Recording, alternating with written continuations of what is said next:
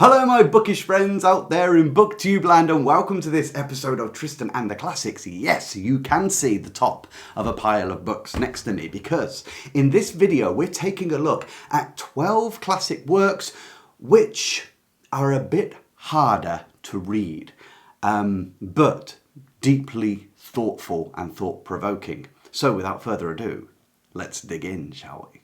Just before we start, I think it's good to say that the books that we're going to be looking at in this video, they are harder to read. They will test you more. They're there for those of you who want to extend yourself into books that really start making you think, that go beyond just a story.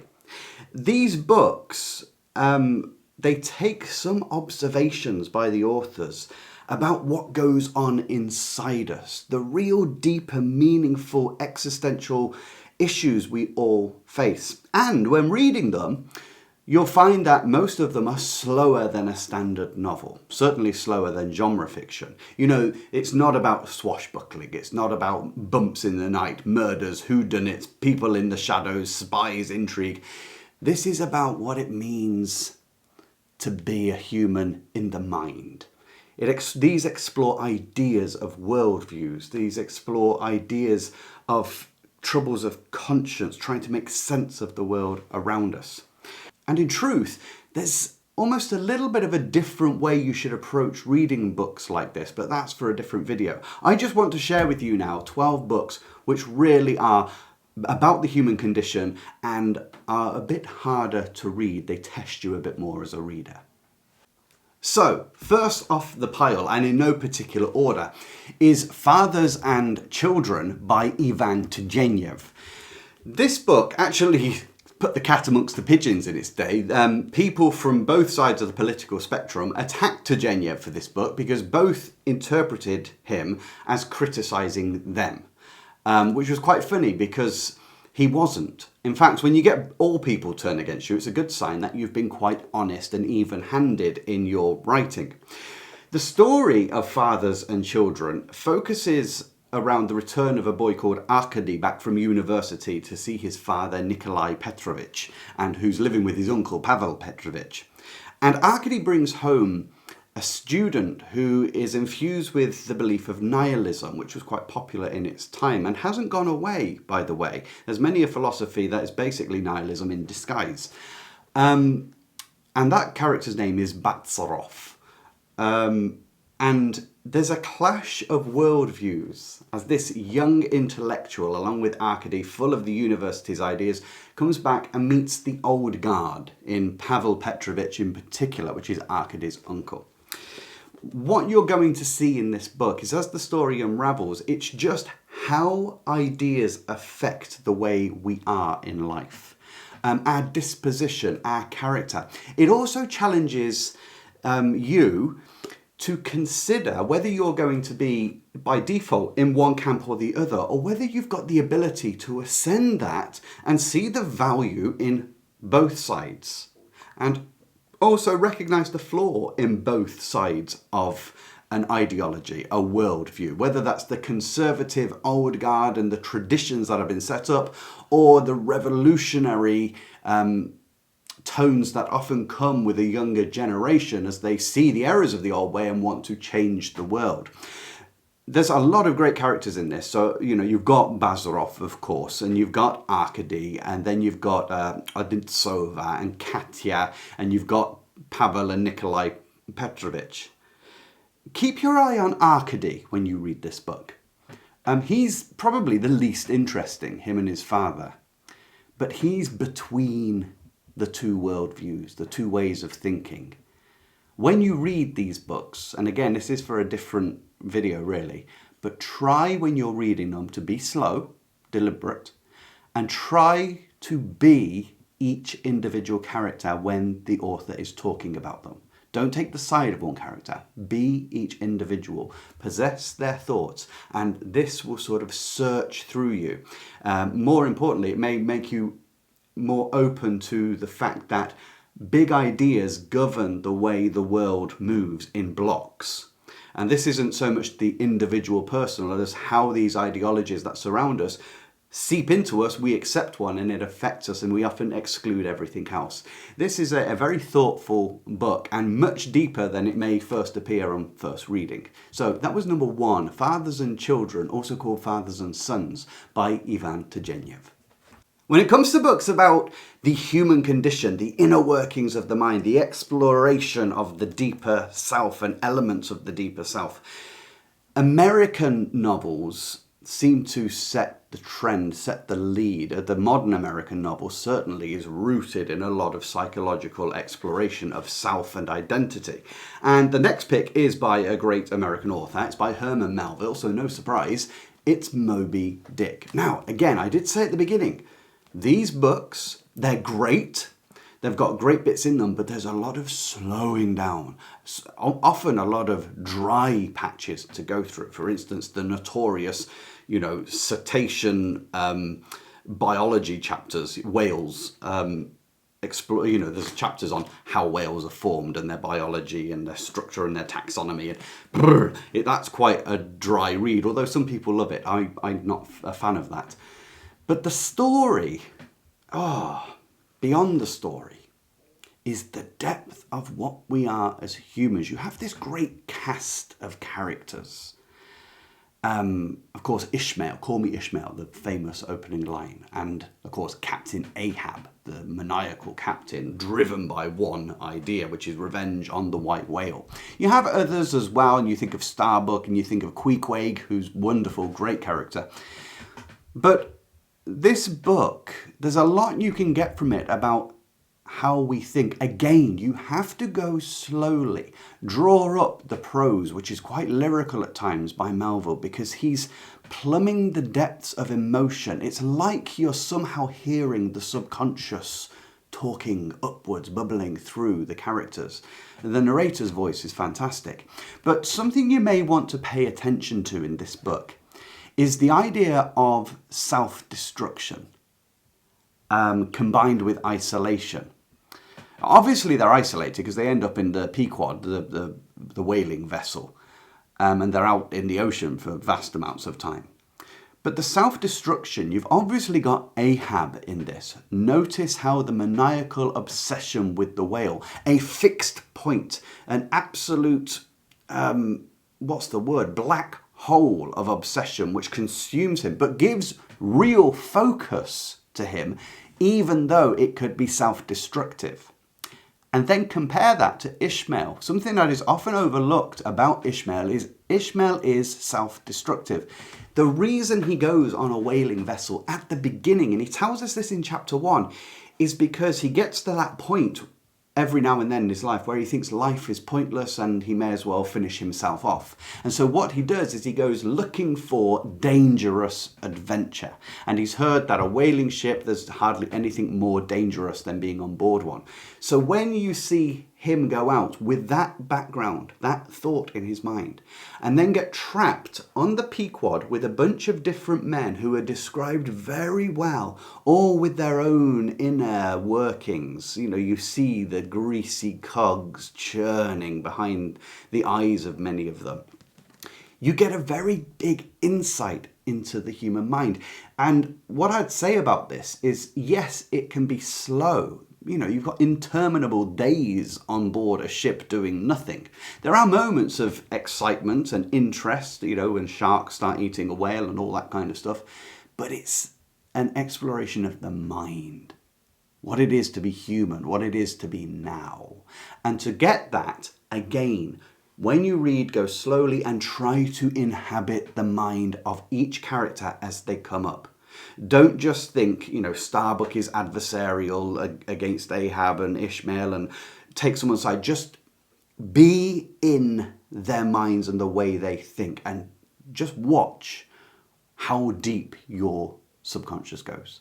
So that was number 2, Moby Dick by Herman Melville. So the third one up comes from one of my favourite authors, and it's Dostoevsky, but it's not one you're going to imagine. I was thinking of putting The Idiot on this list, but instead I've picked something we read in my Patreon group. And if you want to explore with a community classics more deeply, please go to the link down below and go to my Patreon. But this one is the shorter story, the novella, The House of the Dead. Now, when everyone on Patreon got to read this, there was quite a remarkable difference in reactions. And I would say overall, most struggled with it to a degree, because it's not a straightforward story. This is all brought from Dostoevsky's own experience of being sent to Siberia, to prison, which they called the House of the Dead, because men were put in there and just forgotten, really. And he describes just the interactions, albeit through a fictional character, it's semi-autobiographical. You get to just observe the men in prison and how they make their way through. How do they get some luxuries? How do they cope with just being locked up? What about the differences in ethnicity and background and how that plays into things? What about the fact that Dostoevsky was a gentleman where most criminals aren't, and a gentleman is automatically put on the outside because they're seen as the enemy of the common man? What about how the prisoners try to interact with the peasants? There is a great human scene in this when they perform a Christmas play. That is quite a potent thing. Now, as for great drama going on within, you're not really going to find it. Again, these days are long and claustrophobic as they're cloistered in this prison in the middle of nowhere. But what is it that keeps a human going? What do we discover about ourselves when surrounded by all sorts of interesting and sometimes disgusting characters? What does it teach us about man's inhumanity and the way they treat prisoners? This was sort of written in favour of prison reform, and you understand why when you read it. When I say it's a dark book, it's not dark as in horror. It's dark as in the atmosphere is sultry and there's a miasma of dirt and sulphur and bacteria trapped within the walls of each of the cabins where they're kept en masse sleeping with each other. Yes, everything takes place in the dark, really. even when the sunshine is out, just the heavy atmosphere that lies upon prisoners. But Dostoevsky, in his real life, found a rejuvenated interest in life and psychology in particular from his experience in prison. This, again, don't read it if you just want a swashbuckling novel. You'll be disappointed. Read it if you want to extend yourself as a reader and explore what it means to be a human. Again, don't think, I don't like that prisoner because they're different to me. All of us would say we don't do that, but we do. Bad readers do that. Try and understand how they're thinking, and then listen to the narrator's point of view and see whether you agree with him or not. There's a great deal of eye-opening material in here. So that's number 3, House of the Dead by Fyodor Dostoevsky. The next book up is a book you don't hear spoken about very much, and partly that's because it is a tougher book to get through, in the sense that the writing's not particularly hard, but the progress is slow. It's not an obvious story. It's more the account of a person who is living and how events has shaped them and how their internal beliefs direct them and what's possible in the human psyche without us really realizing. And this book is The Gods Want Blood by Anatole France. It's been said that this book has been meticulously researched. It's set in the Reign of Terror, the French Revolution, when the guillotine is going off like the clappers. And our main character is Évariste Gamelin. He's a young student who lives in quite a poor part of Paris. And of course, Paris is now broken up into sort of its commune sections. And each section has an oversight committee who judge cases of crime and crimes against the Republic and rooting out all the aristocrats and all that kind of stuff. Now, Évariste is a complete believer in the cult of truth, as it were, like Robespierre, in the Republic, in the need for the French Revolution.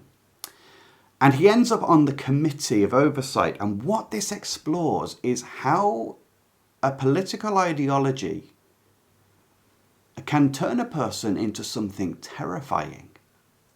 And not only that, how about when you are trying to be just and fair, you have strong opinions, but then your position of power could give you the ability to wreak vengeance on others that you don't like so much.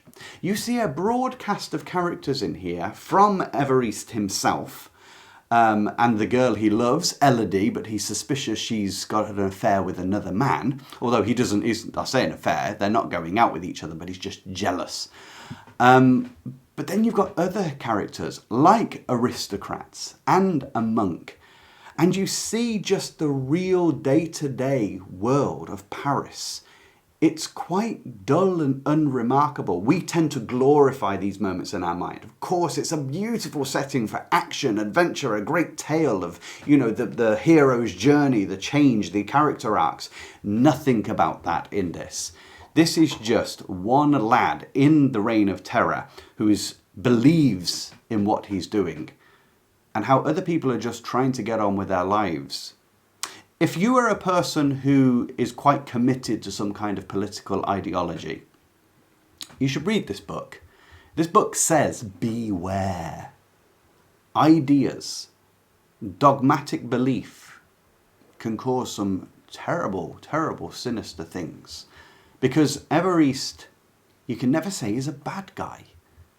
You'll have to read it to know what I mean, but it will test you a little bit. It's a slow-moving book. It's a book not to be read for the story. It's a book to be read to explore what goes on in someone's mind.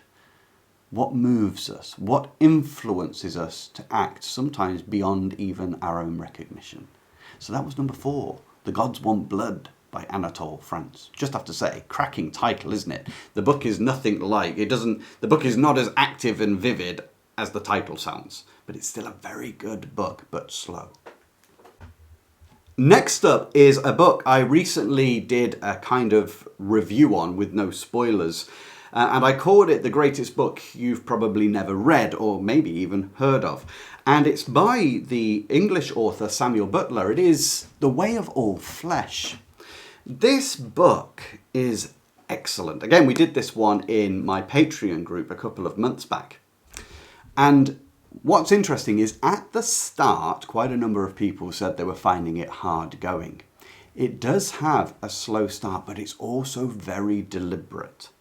In the book, you've got really the account of, 1, 2, 3, it's 4, but arguably 3, generations of the Pontifex family. And it hones in after talking about, George and then Theobald. It takes about, a third to a half of the book to cover them. And then you come to the main character, who is Ernest Theobald. And the whole purpose of this book is because the author had observed something in life that he wanted people to see as well. And it still holds true to this very day. And arguably, I would say 90% of people watching, I know that's an arbitrary figure, but a lot of people watching, you will say that you believe things that are true or that we're interested in truth.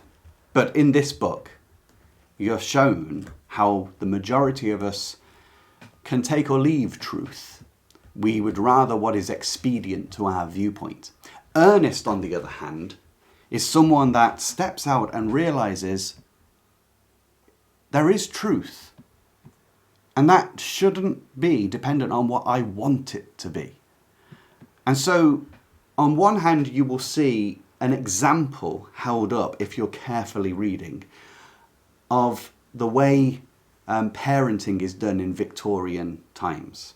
And how it's awful. But everyone agrees that's the way it is. That's the right way to do it. Why? Because everyone does it that way. He has a proper shot at consensus opinion in here, and the danger of anyone going along with consensus. But more than that, he starts looking at the church, religious belief, but also, what is often overlooked here, the academics. Darwin is mentioned in this because the theory of evolution obviously took off quite big in the late Victorian period. He takes aim at a lot of them. How some people believe in God and Christianity, and some people say there is no God and science is everything. He makes the point in here, and you have to read it yourself, that most people are unbelievers in whatever they say they believe, because most of them have never explored it to any depth. And that, I can tell you, is very true, because I've had so many discussions with people about all sorts of different positions you can hold, whether it's on belief or atheism, whether it's on this side of government or that side of government, whether it's on climate change being true or climate change not being man-made. Or most people, when you get into the conversations, they parrot a few things that they've heard and make sense, and that's as far as they go. And he says, in those cases, all those people are not true believers in what they say they believe. Not many people have searched for truth, have looked for the hardest arguments against their position, have not faced up to where they could be wrong and how quickly they switch off. There is so much in this book. I can't tell you how good this book is. It does take some time to get into it, but let yourself be led by Ernest's honesty. It's no accident he's called Ernest. He's earnest in his search for truth. And you find out that there is very few people like him, but is the only one that can truly be said looks for truth in the whole book. And it begs the question, how are you living your life? How am I living mine? Is it based on what we think is true and we want to be true and have accepted, or is it actually true what we believe?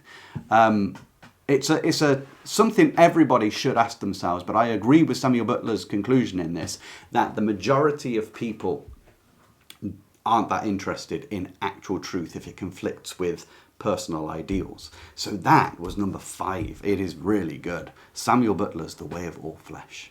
By the way, if you could hear a seagull screeching then, it's really, really warm at the moment where I live. And so I've got my patio doors open and the seagulls often fly past here. So excuse the noise.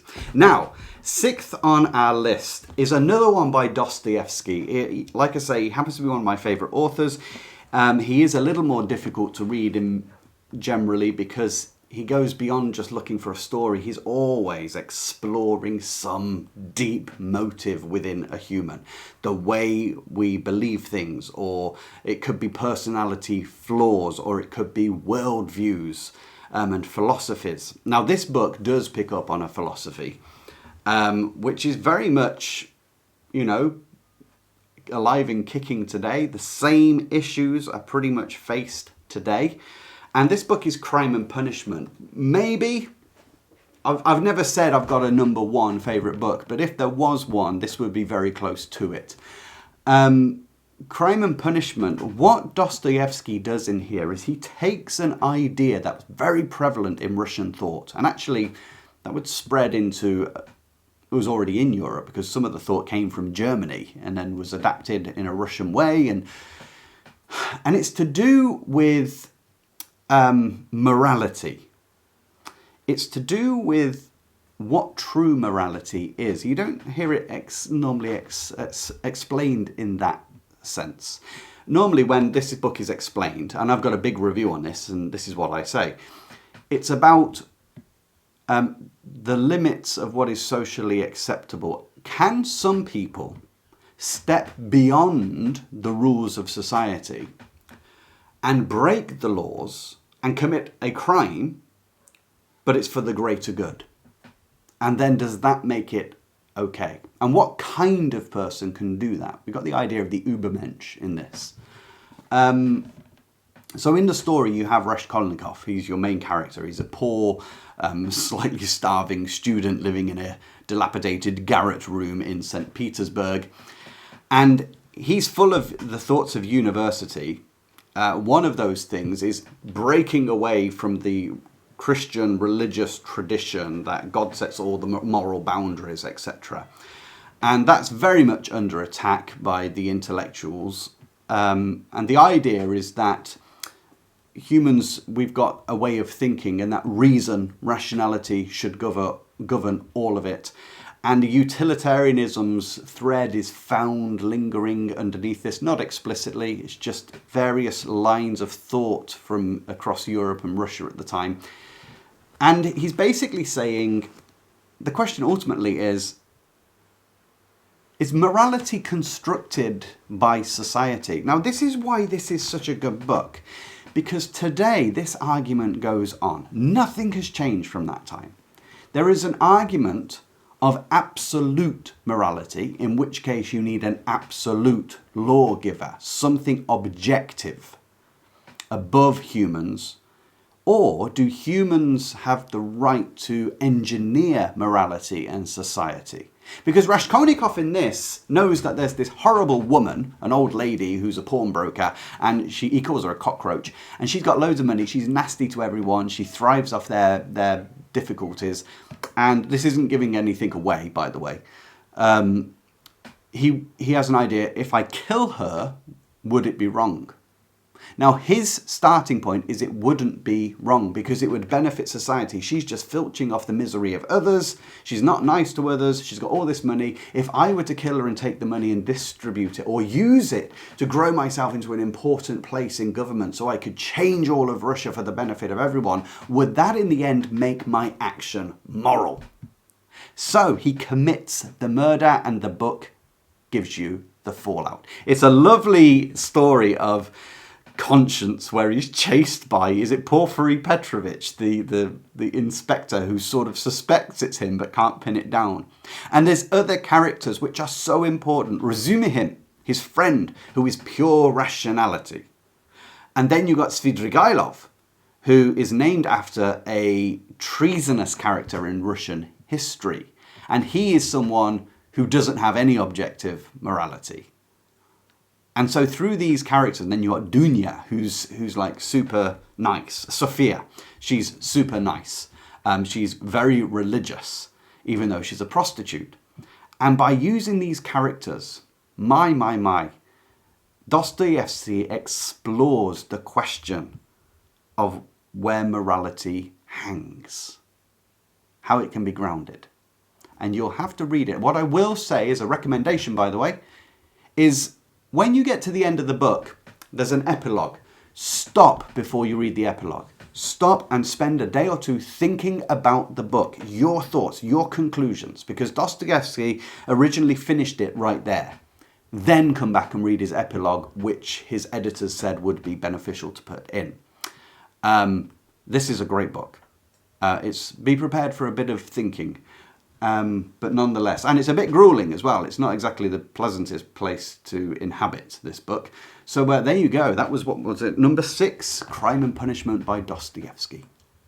Our 7th book is by the Polish author Joseph Conrad, famed for Heart of Darkness, but it's not Heart of Darkness. Conrad is a very inward-looking author. He's very deliberate. He's never in a rush to get action into his books. He is far more interested in the isolated mind of the human. Solitude runs rampant through his works. And this book, it will resonate with you if you give it the time, if you pause, linger in its pages. And it's written down in the southeast of Asia because Conrad was a merchant sailor, of course. And this book is Lord Jim. I could have picked a few by Conrad for books that will extend you as a reader and explore the human condition. Lord Jim, though, is a book about conscience, about deep-seated guilt, almost about cognitive dissonance in some way, how one thinks of oneself and then certain realities about oneself. It's very much a story about the expiation of guilt. Because in our story, we're introduced to a young character. The narrator, by the way, is Marlowe. And if you've read Heart of Darkness, you'll know Marlowe was the narrator to Heart of Darkness. Because Marlowe was a sailor like Conrad. He's met many a character. And this is him talking again about Jim. A young lad called Jim, who in his early days, while working as a sea cadet, Someone falls overboard, he dives in and saves them. It's in one of the ports in Britain, I think it is. And he has this idea that he's someone great. He's just self-confident, and he thinks of himself heroic. And this diving in and saving a person was heroic. He didn't give it two thoughts. Later on, we're told about his story, that he's assigned to a ship which is sailing, is it the Gulf of Aqaba? And there's a lot of Muslims on board headed towards Mecca. And he's one of the sailors. When there's a jolt in the middle of the night in the ship, and he recognizes that they've hit something. He goes to speak to the crew, and he finds the crew getting the life rafts ready to abandon ship, but they haven't told the passengers. They're all sleeping. And Jim is left with this quandary. Does he wake them all up and warn them, in which case all of the lifeboats are going to be, like, overwhelmed, and he may never survive? Or does he join the crew and escape and let these people drown? Because there's a storm following them, which is going to sink the ship. And it's not giving the game away at all. But against his more heroic instincts, a split-second decision, he decides to jump overboard and get in one of the life rafts. And then there's an inquest held later.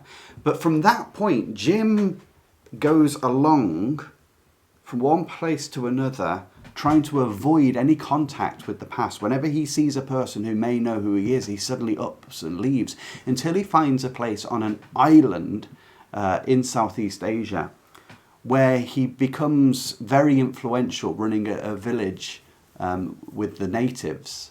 And they call him Tuan Jim, or Lord Jim. And he's trying to live up to the ideal of himself here, be a protector, look after people. But it's very interesting what happens. Now, this is a slow book, and you will meet different characters, not the pleasantest characters. You will find malice, you will find jealousy, or worse, envy in this book. But overriding is Marlowe's fascination with the story of Jim, and how he says he's one of our own. What does he mean? Conrad's good at this. You take Heart of Darkness. There's this great comment at the end by Kurtz, if you've read it. Oh, the horror, the horror. Or is it the terror? With Tuan Jim, or Lord Jim, it's he was one of us. What does he mean? It's a very undecided ending, in my opinion.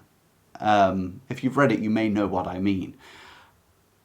Because it leaves you up in the air in what to think. It's not that the story is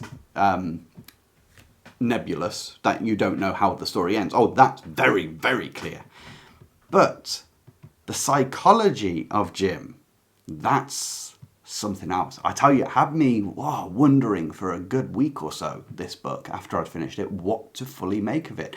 I found it troubling. I found it like a whirlpool, a maelstrom, but in the dark.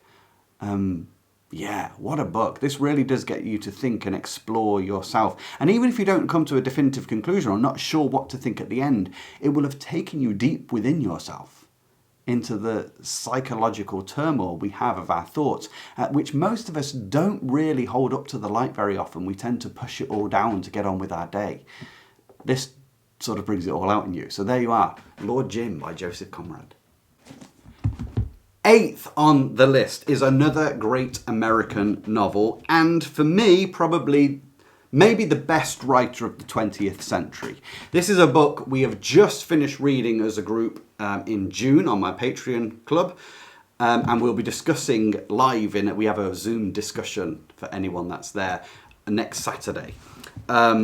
And it is The Grapes of Wrath by John Steinbeck. Now, talking about the human condition and extending yourself and stories that go beyond a story to something deep about humans, you could pick a lot of Steinbeck's books. Arguably, East of Eden maybe should have been on this above The Grapes of Wrath, but I picked this one for a reason in this video.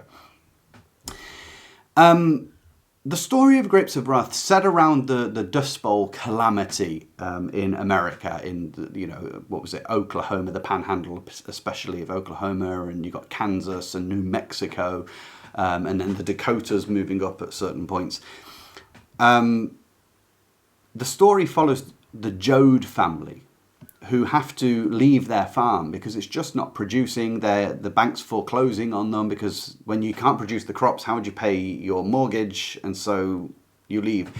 And they're one of, thousands, I think 300,000 is mentioned, of families or people that are moving west to California to start a new life. The thing about this book is it's the hope that kills you. Right? There's so much that can be said just about that one topic in this book.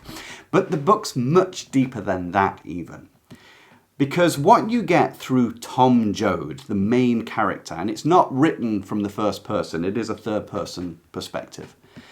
But you tend to hear the thoughts of the characters. It's a realization of the world we live in. This, like all of Steinbeck's works, it calls on your humanity. It asks you to step out from your section of the world. Even if you're in the same country as some others, you've still got your own bubble.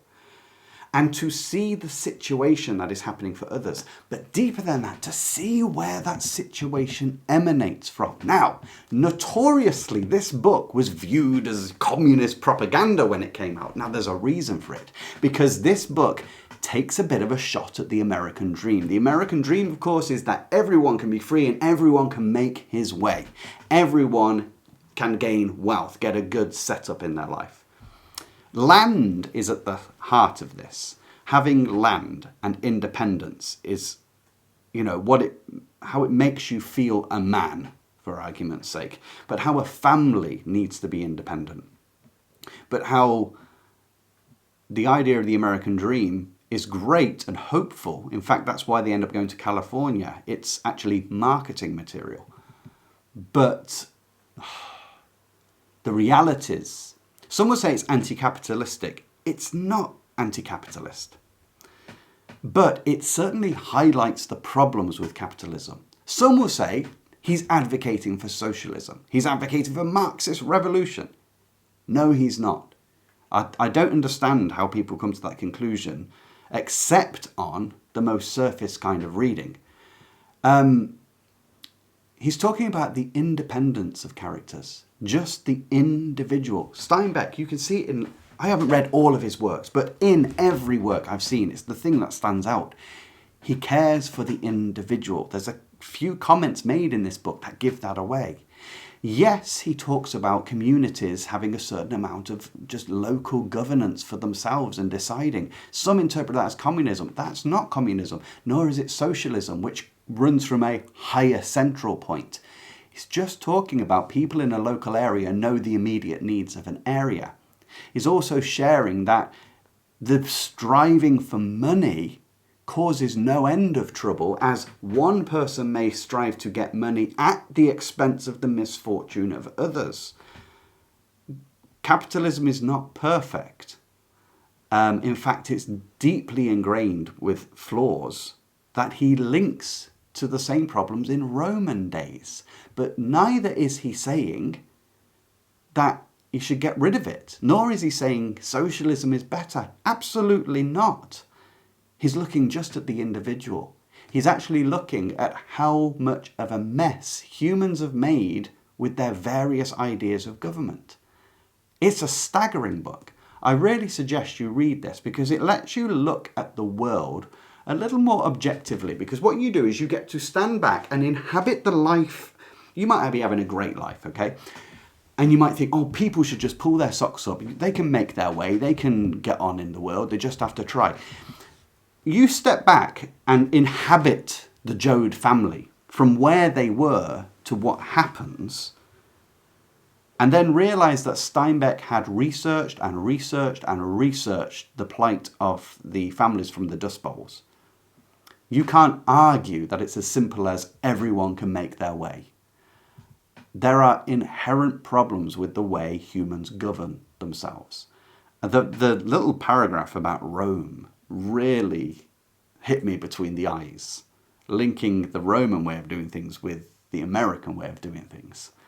I thought it was very good. Again, great writers and great thinkers, they think in principles. Weak thinkers think in detail. I'm not saying you don't have details and things, but when you get someone that thinks, He talks against capitalism, hence he's socialist. That's like the detail. It's this here or this here, like rules, hard and fast, set. No, he's talking about a principle of man's inhumanity to man, or man's apathy towards man, whatever it may be.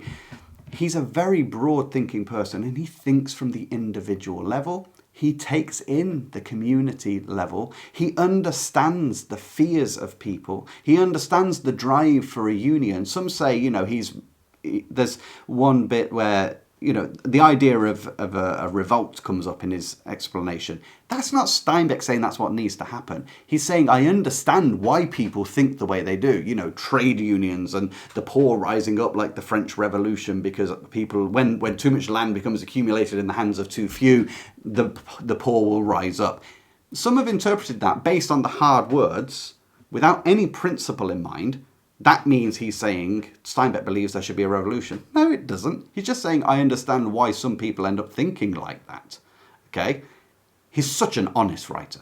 And I would genuinely recommend this book to be read. Although, be warned, there is a little bit of casual swearing. Not to the extreme, but I'm not a fan of swearing at all in books.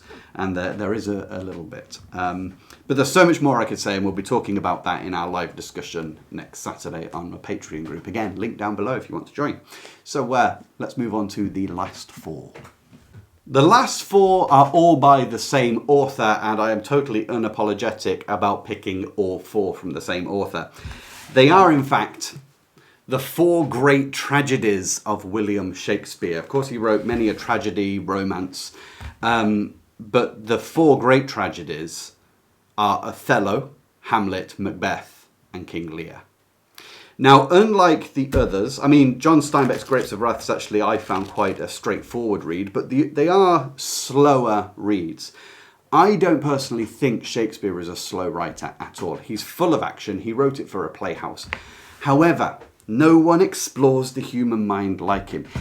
Amongst the play, as everything develops, Shakespeare is so clear on the motivations of human beings, on how ideas and thoughts and emotions and passions and desires get the hold of us, that he can distill it in some of the shortest sections. Recently I did the soliloquy To Be or Not to Be. It's quite a straightforward soliloquy in many respects, but the reason I do it is when you first come to Shakespeare, you may be slower. You may find it harder because there's a rhythm to his words. There's a way to read his words. You have to, obviously, writing in blank verse, it's not just everyday speech. There's an elevation of speech. He uses rhetoric. And sometimes you don't know what he's saying, and so you have to slow down. But once it clicks, it is so vibrant, so vivid, so beautiful. And literally, you feel like your whole inner person is on the table, and a scalpel has just opened you up, and you're exploring your innards. You're everything that makes you tick as a human being.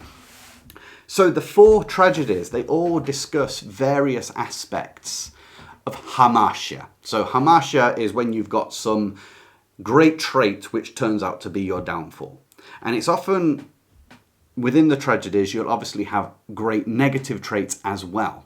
So you can have positive traits that are your downfall, and then how the negative aspect, the darker side of humanity, comes in. I'm not going to give a detailed overview of all four of these plays, but for want of simplicity, Othello deals with envy. Not so jealousy, yes, but envy. Jealousy is when you want something that someone else has got. Envy is when you want what they've got and you don't want them to have it. You want them to fall. Now, your two main characters there are Othello the Moor and Iago, who seems to be his friend, but Iago is cunning. You see him plotting in the background to bring about the fall of Othello, and that envy of his causes him to get Othello to murder his own beloved, Desdemona. And you see the claps coming. And you wanted to shout at the pages, or if you're in the play, shout to Othello to wake up, that Iago is deceiving you. But his sense of honour for Othello is what destroys him, because he believes if his wife's been unfaithful, his honour is sullied and he has to do the right thing. But you will see some of the great phrases, you know, I wear my heart upon my sleeve for doors to peck at. The green-eyed monster, that's envy, and it's Iago talking about it. There's just so much good in Othello, and it is an exploration of, you will feel it. But the real critical part, especially with Shakespeare, is of course Othello is the hero in this. However, when Iago is speaking, be Iago. Actually inhabit him and want to do what he wants to do, right? Because we all put ourselves on the side of the hero. We never put ourselves on the side of the antagonist. We never believe we're going to be the bad guys. But be the bad guy, Iago, when he's talking, because you will find things about yourself in there. You'll be disturbed by actually how you can feel just like, and behave and connive like Iago. But when you are Othello, feel the high levels of honour, the determination, the hard work. That will lift you as well. Nothing like it. Anyway, Othello, and the four, Othello is my least favourite, but I still love it to bits. Macbeth, arguably, what's it about? Ambition. So great Macbeth, friend of the king, King Duncan, gets a prophecy. You know, this is something that comes in the foibles of fate in our life. You know, the time and unforeseen occurrence, and how that affects us. But there's Macbeth. He's a mighty, valiant warrior, gets given special privileges and titles, but he's been told in a prophecy by the witches that he will one day be called king. And then the king comes to stay with him at his castle, and his wife says, if this is to fulfill prophecy, if we kill the king, you'll be king. And that vaunting ambition gets hold of him. And then the struggle with conscience and the struggle with guilt afterwards is so epically written. Is this a dagger I see before me? You know, it's pointing me the way to go. The sort of an apparition of a dagger pointing in the direction of King Duncan's chamber. And he's fighting the ambition, the desire to be king, and what is honourable. Oh, it's so good. And there's a lot of talking around there, a couple of jokes here and there. But there's moments, they all work, they're the filigree, the jeweller's artistry around the gems that are these moments of clear insight that Shakespeare has. You think of King Lear, you've got ideas there of authority, reconciliation, justice. Probably no quality in the human experience causes more anger than justice. We are so prone or so sensitive to injustice. And boy, does Shakespeare get hold of it. And remember, he doesn't describe anything. He only ever uses speech. And we experience the world through our thoughts, which are predominantly speech to ourselves. You've also got that idea of the unreliability of words, misunderstandings, and all that pulls around justice as well. And again, you have the events going on, and then there's these crystals, this crystallized ideas which just capture. Yes, that's how we feel. That's what it means to us. No one does it like Shakespeare. Really, no one does it. And then Hamlet, of course. Hamlet's indecision. Oh, you know, again, the desire to be honourable. In fact, go and watch, if you're curious about Shakespeare, go and watch. I've got a whole, if you go into my playlist, I've got a whole Shakespeare Explained. I've got one on Hamlet there, the to be or not to be. It gives you an idea of what's going on in the play. But, you know, doing the right thing, being incensed by a crime that's committed, retribution, justice is in there. But the difficulty we have in actually taking the steps necessary to achieve our ends, whether we can go direct to the point, and the fallout that has, because, you know, it is a great tragedy when you read the play of Hamlet. So those four, no one actually captures the human like Shakespeare. I think there's an argument, I'd have to explore it, an argument to be said that the greatest writing probably would be purely speech, like plays. Because that's how we interact. And I think with good speech, like Shakespeare's, the mind will paint the rest of the world very easily. But no one gets it like Shakespeare. And so that's why the last 4 are all from him. So there were the 12 pieces of work which are a bit more difficult. They extend yourself. Shakespeare is very interesting, so you could say he's easy once you've got used to him. He's difficult in his style of writing is older, so you've just got to adapt to that. He's difficult in that sometimes you need to dig right under to find much more to what he's saying and sharing with you about the human condition. But all of these books talk of the human condition. Why we act the way we do, why we feel the way we do, how the world and its ideas influence. We've adopted it without knowing and influence our suppositions, I suppose, the way we approach the world. Samuel Butler, we take those things and we think they are true when they may not actually be true. All these books are very worth your time, but remember, as I said, they're not all easy reads. If you want to stretch yourself as a reader, pick any one of these. I would arguably say start with The Grapes of Wrath, because I would say it's probably the easiest out of the lot of them. But it's so deep and rich and makes you see things much more clearly, makes you open your eyes to the world. But the rest of them, if you struggle with any of them, don't worry. If you're stretching yourself, you're just getting into tougher books, you read one and you might think, I found that hard. But the more of them you read, you get into a rhythm in your mind. You get to understand a different approach to the novel as an artistic form. And slowly but surely, your mind thinks and reads in that language, and you start getting some very rich material come out. Anyway, tell me down below which ones grab your attention, or which ones you've read and loved, which ones you might add to the list. Harder novels about the human condition that really make you think. And until then, and by the way, if you want to join my Patreon, go to the link down below and sign up.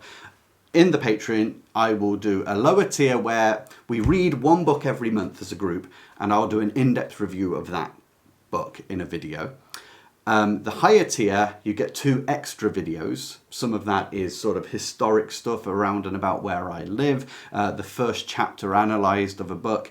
And then we also have, each month, we have a meetup on Zoom live to discuss the book that we've read in the previous month. So if that interests you and you want to try it out, go to the link down below, and I'll see you over in Patreon. Until the next time, I wish you joy in whatever you read.